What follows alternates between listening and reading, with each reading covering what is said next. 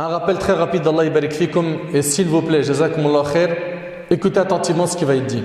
Comme vous le savez, avec la crise du Covid, c'est difficile de faire entrer tout le monde.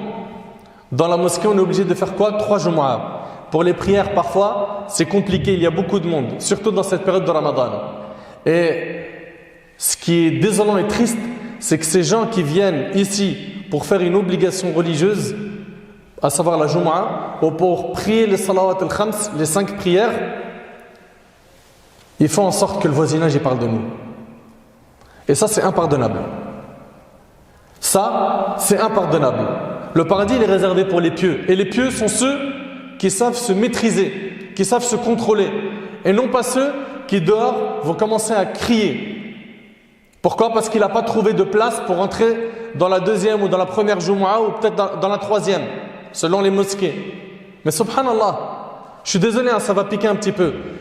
La queue, quand vous la faites pour la sécurité sociale ou l'allocation familiale, il n'y a pas un bruit. Il y a de l'ordre, il y a de la discipline. Et devant la maison d'Allah, c'est le marché. Le prophète sallallahu alayhi wa sallam dit que les endroits les plus aimés d'Allah sont les mosquées. Et c'est comme ça qu'on se comporte dans la mosquée. Et à l'extérieur de la mosquée, on fait parler de nous.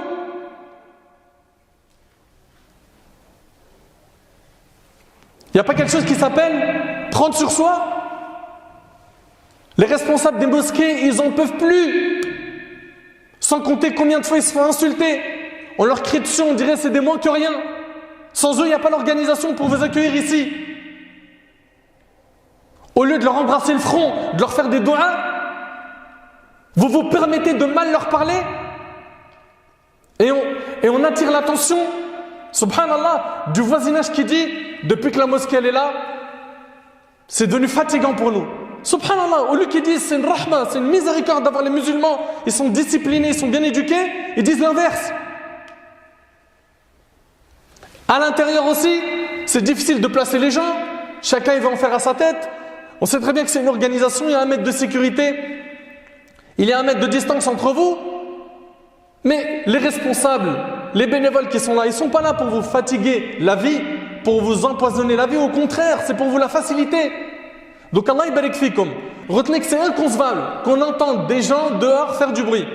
Ça c'est avant la prière et également après la prière.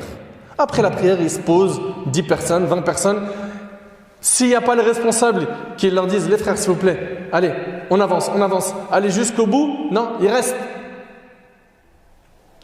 Et dites-vous que cette habitude-là doit disparaître.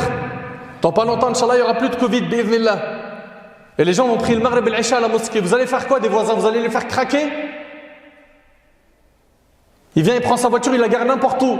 Il bloque une sortie de parking. C'est quoi ça?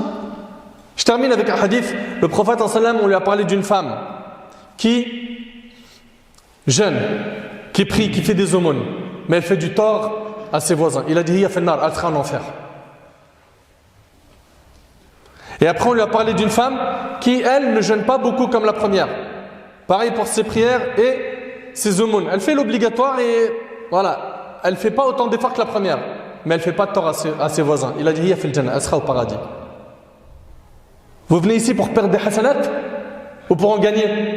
Si c'est le cas, ne soyez pas des sources de troubles à l'extérieur.